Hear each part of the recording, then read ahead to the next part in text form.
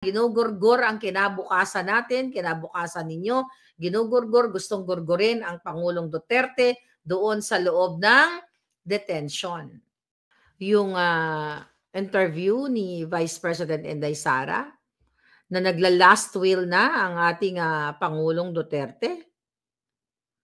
Dahil kanino yan? Dahil yan sa mga bangag.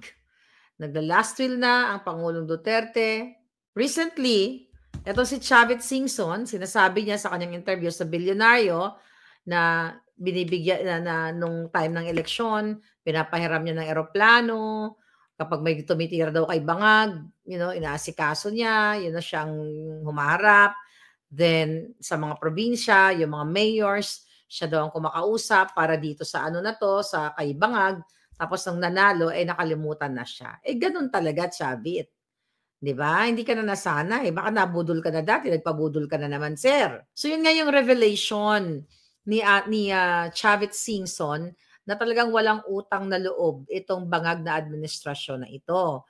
Dahil, imagine mo, I just don't know kung ano yung deal nila, o anong nasabi ni Chavit, bakit hindi siya pinansin ng bangag na administrasyong ito? 'Di ba? Wala nang utang na loob. Yung kay Pangulong Duterte nga lang na pinalibing ang kanyang ama at talagang nagkaroon ng impluwensya ang Pangulong Duterte para sabi nga ni Pangulong Duterte nung time na yon para matapos na ang mga paghahati-hati ng dilawan-pulawan, ipalibing na ang dating Marcos Sr. Pero talagang wala talagang utang na loob si Lisa Tanas, si Bangag, si Tambaluslos, yung pamilyang mga inayupak na yan. Kaya naman, ang ginawa nila ay kinidnap ang Pangulong Duterte.